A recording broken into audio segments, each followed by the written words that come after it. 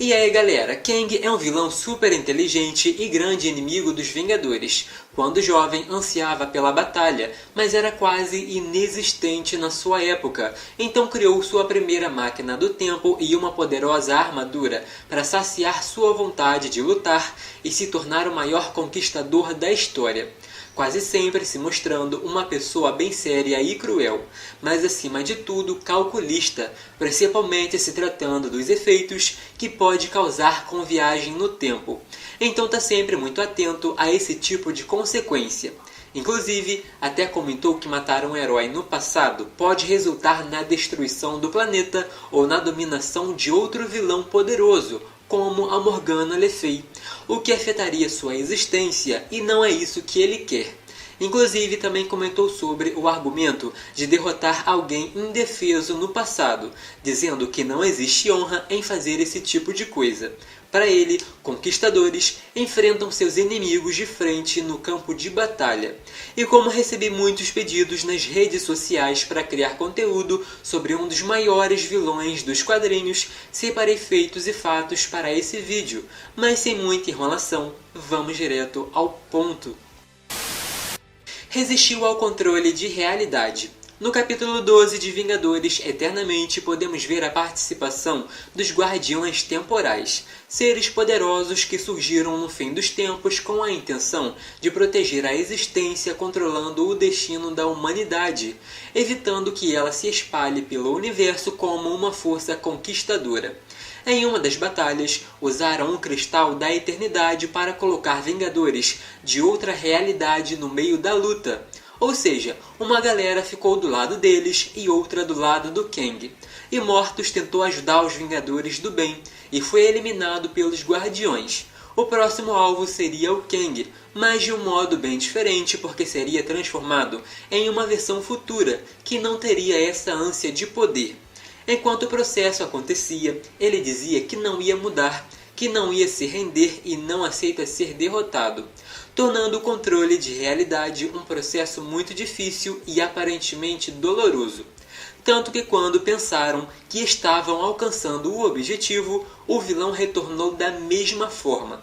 Os Guardiões gastaram muita energia, e como viram que não adiantava um ataque direto, só restava fugir para usar o canhão cronal e reorganizar o tempo da forma como queriam. Apenas uma rajada seria suficiente, mas antes disso, o vilão impediu dizendo que não são deuses, são apenas homens com máquinas muito avançadas, e máquinas podem ser desmontadas, defesas podem ser superadas. Por fim, atirou sem parar até a munição acabar. Matou muitos heróis. O capítulo 8 de Fabulosos Vingadores de 2012 começou com o Conquistador conversando com os Gêmeos Apocalipse, dando várias instruções e mostrando a eles que deveriam matar o Capitão América, como se ele fosse inimigo dos mutantes. O ataque começou justamente quando o Steve fez uma visita aos Morlocks querendo conversar com Alex, que naquela fase ficou muito próximo dos Vingadores.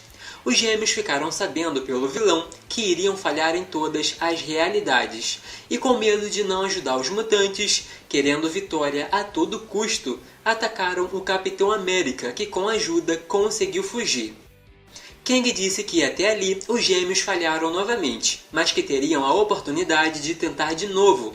O que impressiona mesmo está no fim do capítulo, quando mostrou que no futuro matou vários heróis e vilões.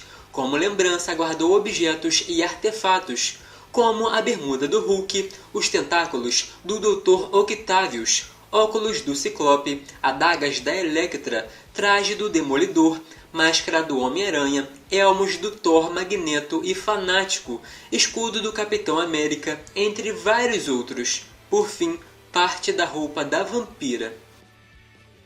Extermina variantes, como mostrado principalmente em Kang vs Imortus, não se importa com suas variantes e julga a maioria como inferiores. Por isso, não se importa de exterminá-las toda vez que surge a oportunidade. Inclusive, julga o sentimento de qualquer uma que tenha um lado mais sensível ou se importa com alguém, como por exemplo uma versão que passou décadas sentida pela Ravonna da sua realidade em um estado de coma. Inclusive, já aconteceu de algumas versões conseguirem colocar em prática planos que não fizeram bem ao futuro da realidade, e ele mesmo resolveu o problema.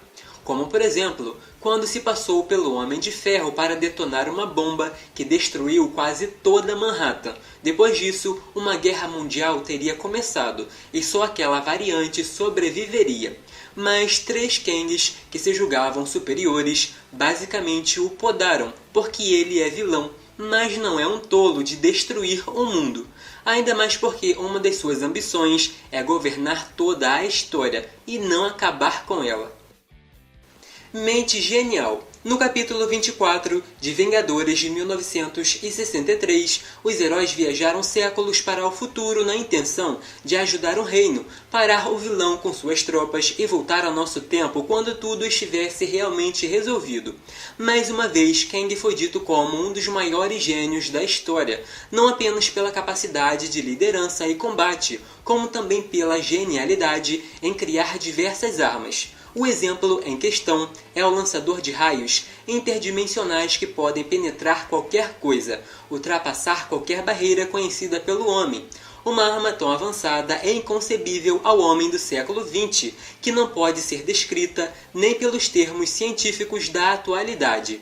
Nesse capítulo, também foi mostrado que sua armadura é capaz de avisá-lo sobre perigos iminentes, o que quer dizer que está sempre preparado para esquivar e contra-atacar qualquer um, incluindo heróis muito poderosos como Thor e Visão.